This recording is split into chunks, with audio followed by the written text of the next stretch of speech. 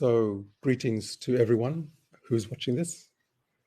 My name is Ralph Regenanu, and I am a citizen and indigenous member of the country called Vanuatu.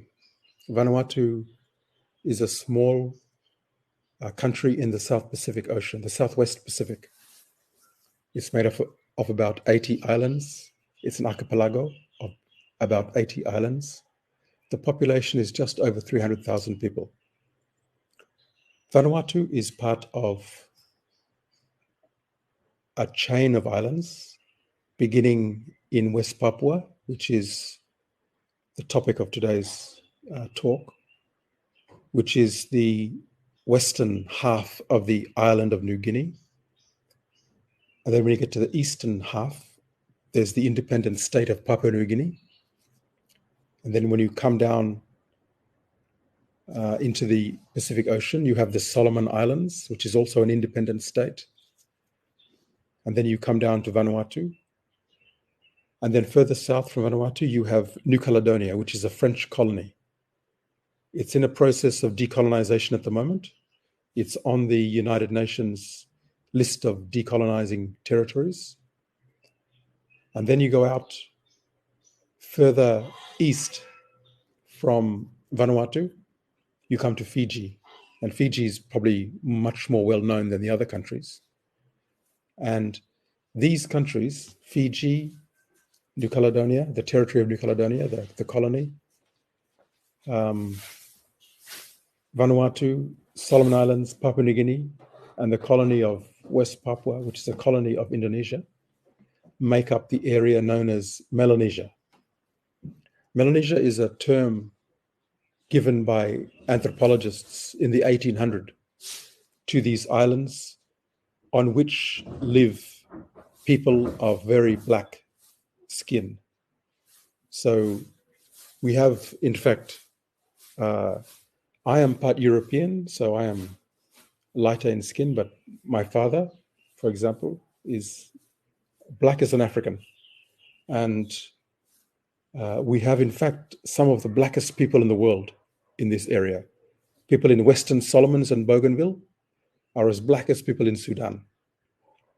And this whole island chain is made up of probably up to 10 million people, the vast majority of whom are in West Papua and Papua New Guinea, the main big island of New Guinea.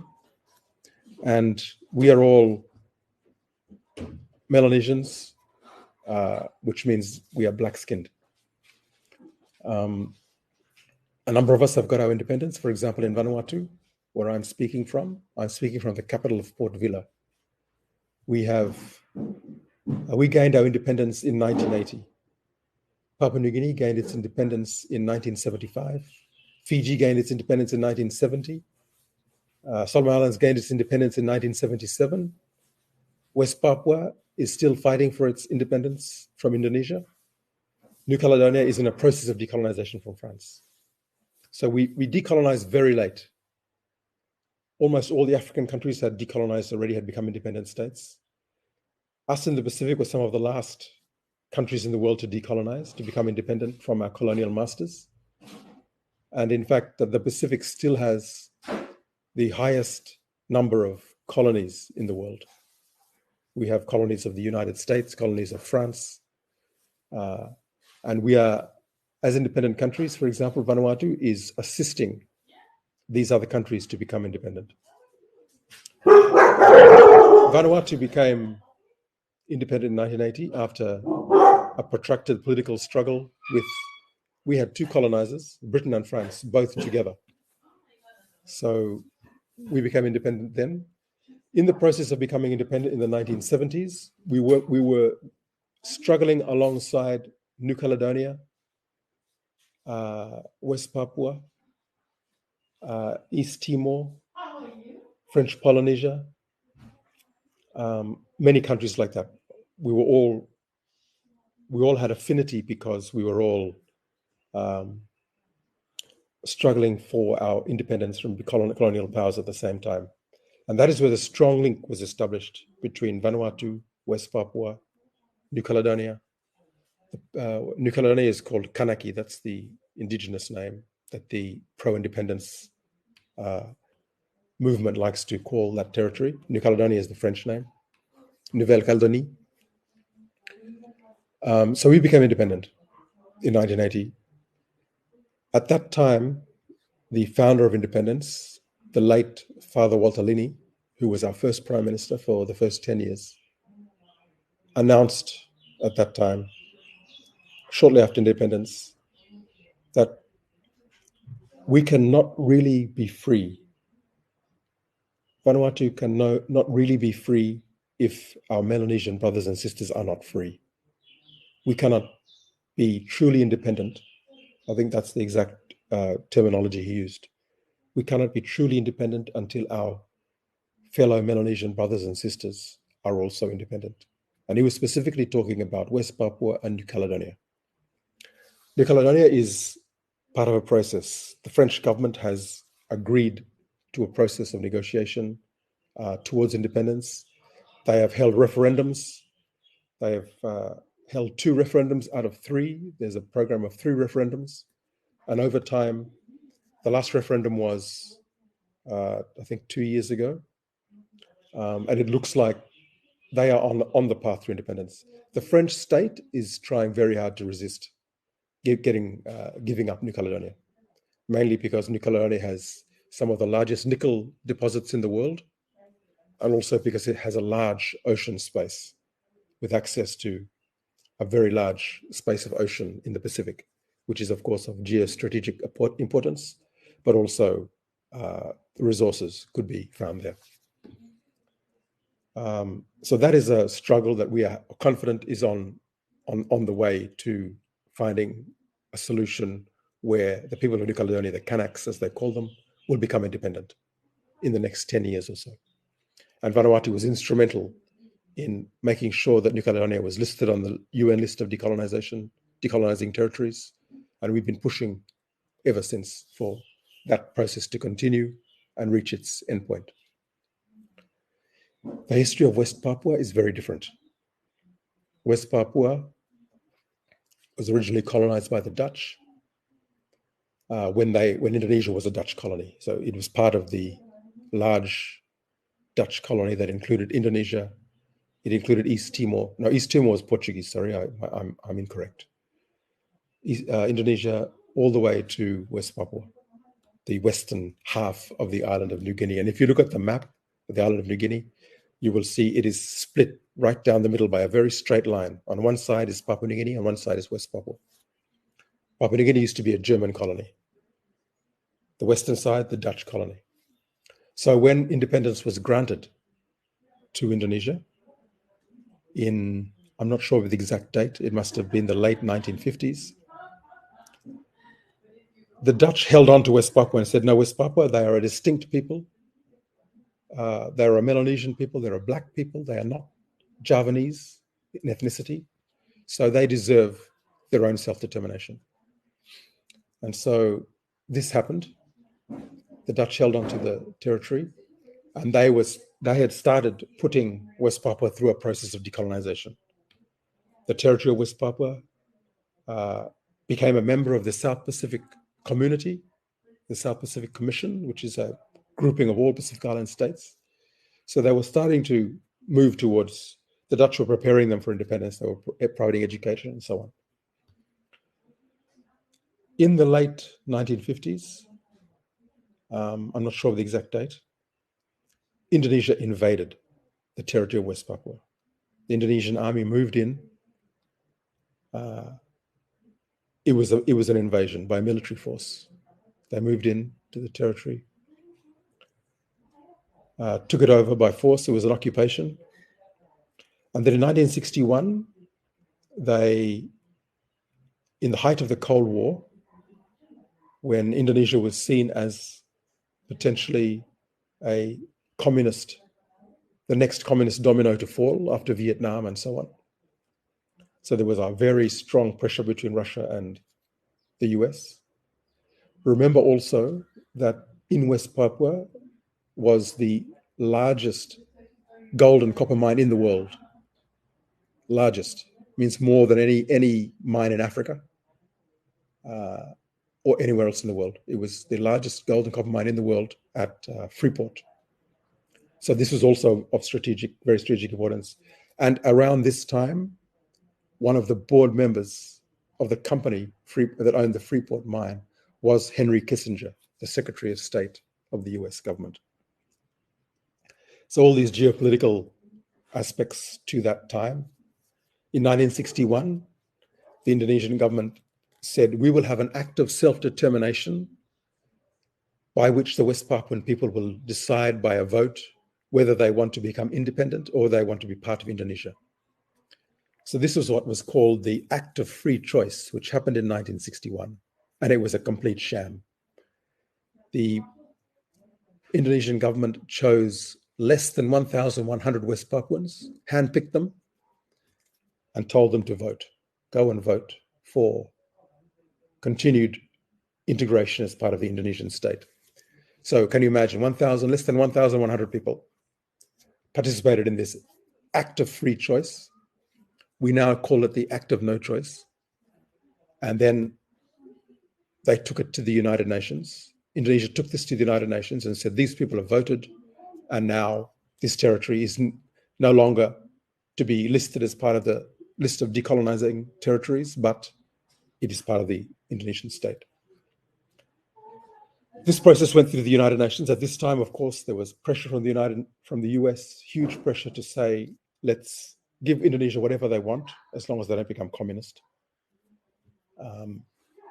This was around the time, shortly afterwards, or around this time, that the massive purges of communist people in Indonesia was happening under Suharto. He'd just taken over Sukarno, and they killed over 1 million people at this time. Purges of people they believed were the communists. This was taken to the United Nations. And interestingly, this is where the support of the African states came in. In 1969, there was a resolution, this resolution on declaring West Papua to be part of Indonesia was working its way through the United Nations system. In 1969, this agenda item, which is an agreement between Indonesia and Netherlands concerning the future of West Papua New Guinea, they call it at the time West New Guinea, there was an amendment to this resolution put by Ghana. So Africans led the charge on trying to resist this act of further colonization of the people of West Papua. Basically, the world recognized that this act of free choice was just a sham. There was actually no act of self-determination that ever happened. And the African states led the charge to say, we need another act. We need another proper referendum, another proper vote involving the population of West Papua to decide whether they want to be part of Indonesia or they want to be independent. So Ghana called for an amendment to the original agreement between Indonesia and West Papua, Indonesia and the Netherlands, the former colonizing powers. And the agreement was, Ghana's amendment was that the people of West Papua should be given another opportunity before the end of 1975 to vote on whether they want to be independent. So Ghana called for an adjournment on the debate on the original motion so that this amendment could be considered, so that West Papua could be given the chance to vote again. Ghana moved this motion. Unfortunately, the motion was defeated at that time by 12 votes. The countries who voted for Ghana's proposal for an adjournment before voting an amendment were Barbados, Burundi, Cameroon, Canada, Central African Republic, Chad, Congo, the Democratic Republic of Congo, that is, Benin, Equatorial Guinea, Gabon, Ghana, Guyana, Iceland, Ireland, Israel, Jamaica, Kenya, Lesotho, Madagascar, Malawi, Niger, Panama, Rwanda, Sierra Leone, Somalia, Togo, Trinidad and Tobago, Uganda, Tanzania, Zambia. So you can see the African countries formed a bloc to push for another act of free choice, another vote for the Black people of West Papua to decide their future. Unfortunately, 42 voted in favor, and there were 42 abstentions. And in the list of the abstentions, there were a lot of African countries in there as well. Botswana, Congo, Brazzaville, Congo, Ethiopia, Liberia. So for some reasons, these countries abstained. It was probably their relationship with Indonesia under the soon-to-be-formed non-aligned movement. There were some reasons for them to abstain. But that motion was defeated.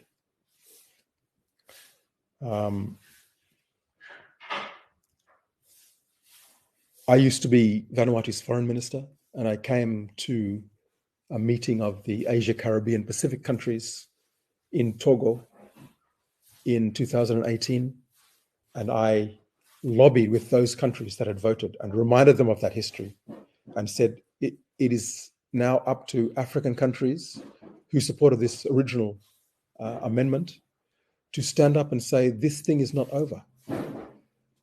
In West Papua, we've had over 500,000 people slaughtered by the Indonesian troops since this time.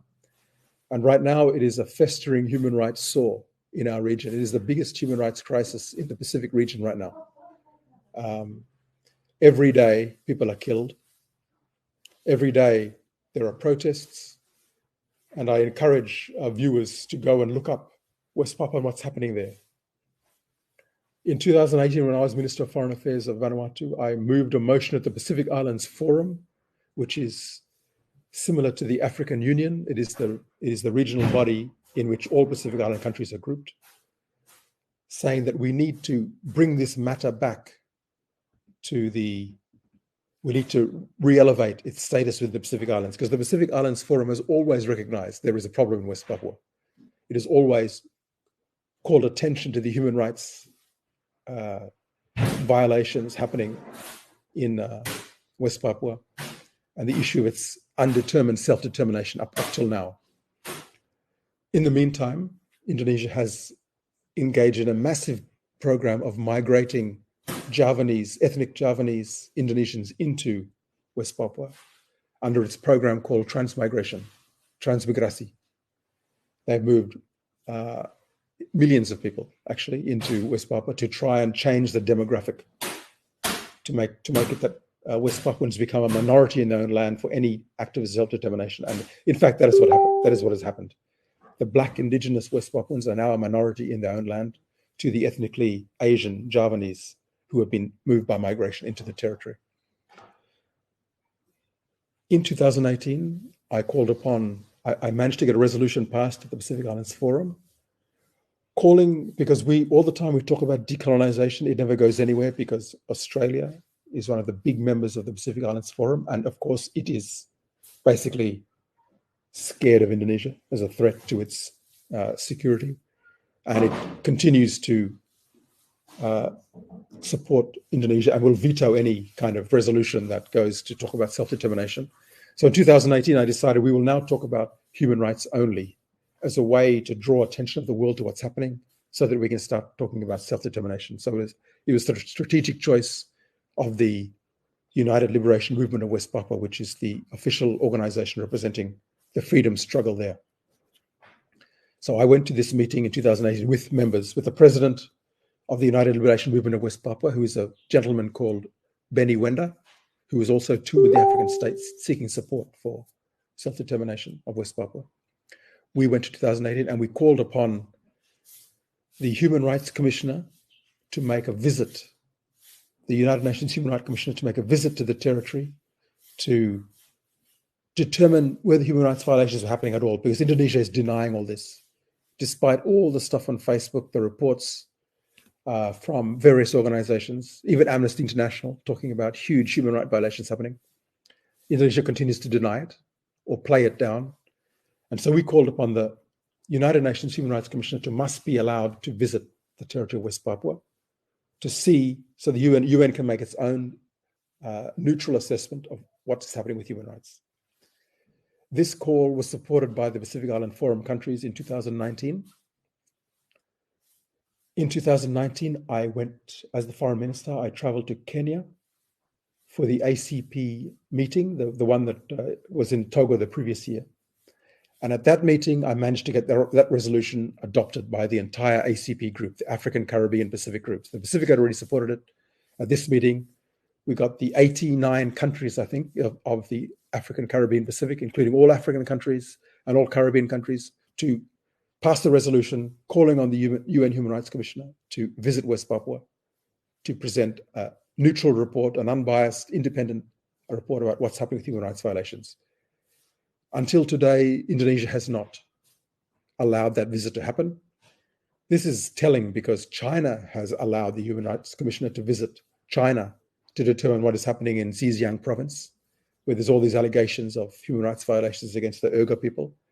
China has allowed that. Indonesia has not allowed the Human Rights Commissioner to visit West Papua.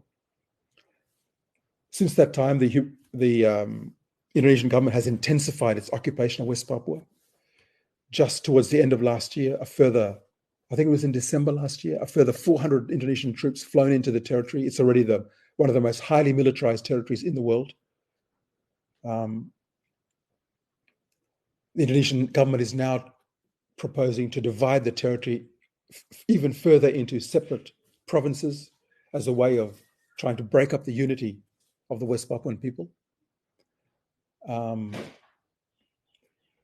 We need human rights addressed, but in the long run, we need the people of West Papua to become independent, become an independent state of Black Melanesian people in the world who want their own territory to be theirs, their historical ancestral territory to be governed by them and not be governed by Javanese people from Java Island and the rest of Indonesia, which is what's happening now.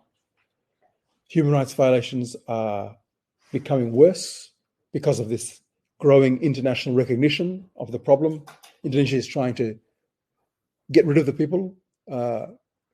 Oxford University academics have called what is happening in West Papua a genocide, the deliberate targeting of one group and killing them off to try and make sure that at the point at which the UN does recognize that there is an issue and there is a need for a further act of self-determination, there will not be enough Black West Papuans around as a majority to be able to carry a vote. They're trying to wipe the people out. And so it is very important for Africans, people around the world, but particularly Africans, to renew the historical commitment to the self-determination of West Papua. And everyone who's watching this, I urge you to lobby with your governments, your politicians, to bring this attention to the forefront of their minds and make them push, join the Pacific Island countries, join Vanuatu, join the other countries in the world, the parliaments that have called for addressing of the human rights situation in West Papua and an act of self-determination to happen for the people. Join that call. We need Africa to put pressure, to join this struggle, to put pressure on the international system to address the festering sore that is West Papua. And as a leader in Vanuatu in the Melanesian region, I'm a member of parliament in Vanuatu, leader of the opposition at this point in time. I would like to urge us all to understand more about what's happening in West Papua, do your research, lobby, form groups, form organizations in your own countries to advocate for the freedom of West Papua. Join many, many countries throughout the world who already have these movements so that we can do what happened in East Timor. So when we think it's not possible, we have to think about what happened in East Timor. East Timor was exactly the same as West Papua, the country that's now called Timor-Leste. It suffered the same colonization, the same massive human rights violations, but an international movement formed with East Timor support groups in almost all countries of the world. And it forced Indonesia after they killed similar numbers of people, hundreds of thousands of people in East Timor, to allow East Timor to become free. And today we have Timor-Leste. It's a new independent state in the Pacific. Overcame Indonesian colonialism very, very recently. I think it was just in the 1980s and 1990s that they were able to become, because of international pressure. So we're wanting the same thing to happen in West Papua. And I call on all of our viewers here today to join that movement and support the self-determination of West Papua. Thank you very much.